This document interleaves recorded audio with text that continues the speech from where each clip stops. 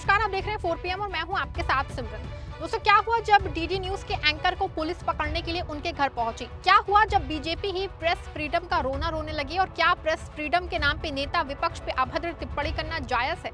दोस्तों, क्या होता है जब आप पत्रकारिता छोड़ के किसी पार्टी का झंडा उठा लेते हैं और विपक्ष पे ऐसा निशाना साधते हैं कि फिर आपके साथ वैसा ही व्यवहार होने लगता है जैसे मोदी सरकार अपने खिलाफ आवाज उठाने वाले पत्रकारों के साथ करती है। कुछ ऐसा ही हाल हुआ है DD news anchor Ashok Srivastava के साथ। उनको जब आज तेलंगाना पुलिस पकड़ने पहुंची तो उससे पहले ही ऐसे फरार हो गए जैसे कोई बड़ा अपराधी पुलिस का साया सुनते ही वो गायब हो जाता है। इसके बाद जबरन पुलिस का खाली हाथ पहुंच पड़ता है। लेकिन असली खेल तो तब शुरू हुआ जब देश में स्वतंत्र पत्रकारिता का गला घोटने वाली पार्टी ही इनके समर्थन में उतर आई, विपक्ष को ही प्रेस फ्रीडम का हत्यारा बताने लगी। तो आखिर अशोक श्रीवास्तव ने ऐसा कौन सा पाप किया था जिसके चलते तेलंगाना पुलिस उनके पीछे पड़ गई है, और इसको लेकर बीजेपी ने क्यों कांग्रेस के खिलाफ मोर्चा खोल दिया है, सब कुछ आपको बताएंगे। दोस्तों, न्यूज 18 में छपी इस रिपोर्ट के मुताबिक डीडी न्यूज के एंकर अशोक श्रीवास्तव के खिलाफ तेलंगाना के हैदराबाद स्थित बेगमपुरा थाने में मामला दर्ज है, जिसकी शिकायत यूथ कांग्रेस के एक पदाधिकारी ने कराई है। इन पे आरोप है कि इन्होंने अपनी एक टीवी कार्यक्रम में राहुल गांधी पे टिप्पणी करते हुए उनकी तुलना वीर सावरकर से की थी, जिसके बाद कांग्रेस कार्यकर्ता ने इनके दफ्तर का बाहर प्रदर्शन भी किया। लेकिन अब ये मामला कानूनी कार्रवाई तक पहुंच गया है, जिसको लेकर तेलंगाना पुलिस गाजियाबाद पहुंची, लेकिन उन्होंने खाली हाथ ही लौटना पड़ गया। इस रिपोर्ट के मुताबिक तेलंगाना पुलिस के 2 सब इंस्पेक्टर गाजियाबाद के थाना लिंक रोड पहुंचे और स्थानीय पुलिस के समक्ष अपनी आमद दर्ज कराई। उन्होंने बताया कि वो भारतीय नागरिक सुरक्षा संहिता की धारा 35(3) के तहत नोटिस तामील करने आए हैं। ये नोटिस अशोक श्रीवास्तव को जांच में शामिल होने के लिए जारी किया गया है।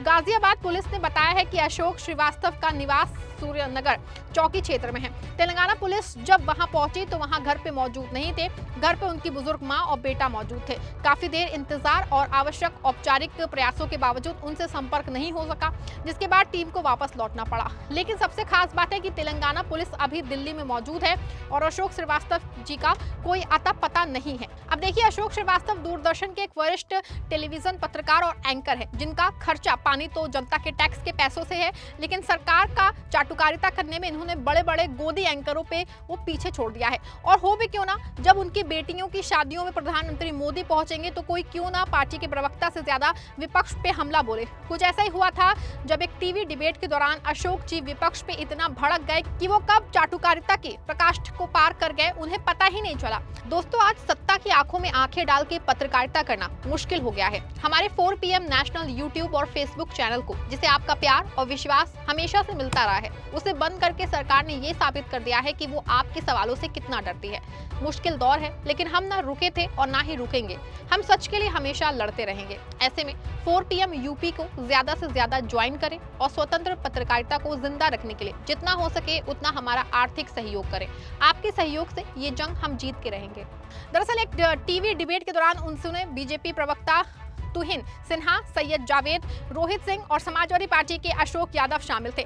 इसी दौरान राजनीतिक विश्लेषक के रूप में डिबेट में शामिल हुए सैयद जावेद ने दामोदर सावरकर को लेकर कुछ टिप्पणी कर दी, जिससे अशोक श्रीवास्तव बुरी तरह भड़क उठे और सैयद जावेद को सुनाते सुनाते वो बेवजह लोकसभा में नेता विपक्ष राहुल गांधी पे टूट पड़े। सोचिए, उस पैनल में कोई कांग्रेस का नेता या प्रवक्ता शामिल भी नहीं था। इसके बाद भी अशोक जी राहुल गांधी पे हमला करते हुए कहने लगे कि आप सावरकर के जूते की नोक के बराबर भी नहीं, आप उनके चप्पल की धूल के 1000वें हिस्से के बराबर भी नहीं हैं। राहुल गांधी वीर सावरकर की चप्पल के नीचे लगी धूल के कण के बराबर भी नहीं है। खास बात यह है कि इस दौरान भाजपा के प्रवक्ता शांत बैठे रह जाते हैं और अशोक जी उनकी जगह लेके सारी भड़ास निकाल लेते हैं। अब देखिए, कल ही ये खबर सामने आई थी कि जिन वीर सावरकर को बीजेपी अपना आदर्श मानती है, उनको गांधी से भी बड़ा आइडियल मानती है, और सावरकर पे जिस टिप्पणी को लेकर अशोक जी अपनी डिबेट में इतना आग बबूला हो गए, उन्हीं सावरकर के परपोते ने कल कोर्ट रूम में ये कबूला है कि उनके परदादा विनायक दामोदर सावरकर ने ब्रिटिश सरकार को कुल 5 बार दया याचिकाएं यानी कि मर्सी पिटीशन दी थी। जी हाँ, उन्होंने ये भी कहा कि मर्सी पिटीशन ऐतिहासिक रिकॉर्ड में मौजूद है और उन्हें नकारा नहीं जा सकता।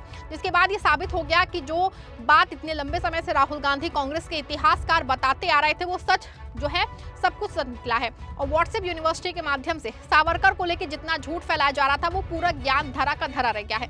अब सोचिए, जिस सावरकर को डिफेंस करते अशोक जी का न्यूज स्टूडियो में अपना वो बीपी बढ़ा दिया, उन्हीं के परपोते ने अशोक जी की सारी मेहनत पे पानी फेर दिया है। अब वही अशोक जी ना स्टूडियो इंटरव्यू जा पा रहे हैं और ना घर जा पा रहे हैं। जैसा कि अब उम्मीद थी कि वही हुआ है। जैसे ही तेलंगाना पुलिस ने डीडी के एंकर के घर पे धावा बोला, वैसे ही बीजेपी प्रेस फ्रीडम का रोना रोने लग गई। आपको भले मजाक लग रहा हो, लेकिन ये सच है कि बीजेपी जिससे इस देश से सच्ची पत्रकारिता को पूरी तरह से नष्ट करके गोदी पत्रकारिता को जन्म दिया है, उसने प्रेस फ्रीडम को मजाक बना के रख दिया है, जिसके शिकार 4 PM भी कई बार हुआ है। वो बीजेपी अशोक श्रीवास्तव के खिलाफ महज नोटिस जारी करने पर रोने लग गई और कांग्रेस को प्रेस फ्रीडम का दुश्मन बताने लग गई।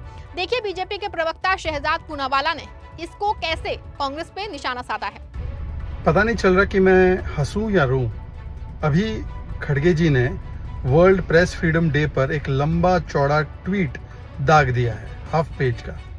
सोचिए, ये उसी दिन कर रहे हैं जिस दिन पर तेलंगाना की police Ashok Srivastava ji, senior journalist को एक प्रकार से रेड करती है, हाउंड करती है और उन्हें अरेस्ट करने आई है। और किस लिए? क्योंकि उन्होंने सावरकर जी के सम्मान में बात रखी, और वो भी किसी ने प्रोवोक किया तब रखी, पर क्लिप आधी काटी गई। और अब अशोक श्रीवास्तव जी को किस प्रकार से प्रताड़ित करने का काम वही तेलंगाना पुलिस कर रही है, जिसने तेलंगाना में भी कई जर्नलिस्ट को किस प्रकार से पीटा है, अरेस्ट किया है, वो हमारे सामने है। कुछ लोगों के ऊपर तो UAPA का केस लगा दिया। ये Congress party world press freedom पर ज्ञान परोस रही है, जिसने सेडिशन केस लगा दिए पत्रकारों पर। कर्नाटका में किस प्रकार से पत्रकारों पर केस कर दिए।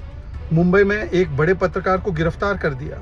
2 एंटी पत्रकार बिल लेकर आए और first amendment locker freedom of speech पर नेहरू जी ने कुठाराघात किया और इंदिरा जी ने तो सेंसरशिप लगा दिया। क्या दिन आ गए, 100 चूहे खाकर बिल्ली हज को जा रही है। अब देखिए, जैसे ही बीजेपी और उसके समर्थन अशोक श्रीवास्तव के खिलाफ होने वाली कार्रवाई पे रोने लगे तो कांग्रेस को टारगेट करने लगे, तो विपक्ष की तरफ से भी इसका जवाब दिया गया। इंडियन यूथ कांग्रेस के अध्यक्ष उदय भानु चिब ने इस पोस्ट पे जवाब देते हुए लिखा कि अशोक श्रीवास्तव पत्रकार हैं। जनता के टैक्स के पैसों से तनख्वाह लेके जो आदमी भाजपा की दलाली करता है, उसे पत्रकार कह के असली पत्रकारों का अपमान मत करो और सभी को अपने कर्मों की सजा यहाँ ही भोग के जानी है। थोड़ा सब्र करो। सरकारी दलाल अशोक के पापों का घड़ा पहले ही भर चुका है। आखिर में सवाल बहुत सीधा है, लेकिन जवाब उतना ही असहज है। क्या पत्रकारिता के नाम पे किसी नेता के लिए इस तरह की भाषा इस्तेमाल करना सही है? अगर कोई एंकर खुद को निष्पक्ष पत्रकार की बजाय किसी पार्टी का मुखपत्र बना लेता है, तो फिर उसे उसी राजनीतिक मैदान के नियमों का सामना भी करना पड़ता है। अशोक श्रीवास्तव के मामले में भी यही देख रहा है। एक तरफ उनके खिलाफ कानूनी कार्रवाई हो रही है, दूसरी तरफ वही राजनीतिक दल जिसपे अक्सर प्रेस की आजादी कुचलने के आरोप लगते हैं, अब उनके बचाव में प्रेस फ्रीडम का झंडा उठा रहे हैं। अब देखिए, सरकार की चाटुकारिता करना एक तरफ है, सावरकर को अपना आदर्श मानना अलग बात है, लेकिन श्रीवास्तव ने राहुल गांधी पे आपत्तिजनक टिप्पणी की। उन्होंने जिस भाषा का इस्तेमाल किया वो किसी भी एंगल से एक पत्रकार की भाषा नहीं लगती है। अशोक श्रीवास्तव के खिलाफ जो कार्रवाई हुई है उसकी आलोचना की जा सकती है, लेकिन जनता के पैसों पे पल रहे एंकरों को क्या ये भाषा बोलनी चाहिए? इस पूरे मामले को लेकर आप क्या सोचते हैं, अपनी राय दीजिएगा और वीडियो को लाइक और शेयर भी करिएगा।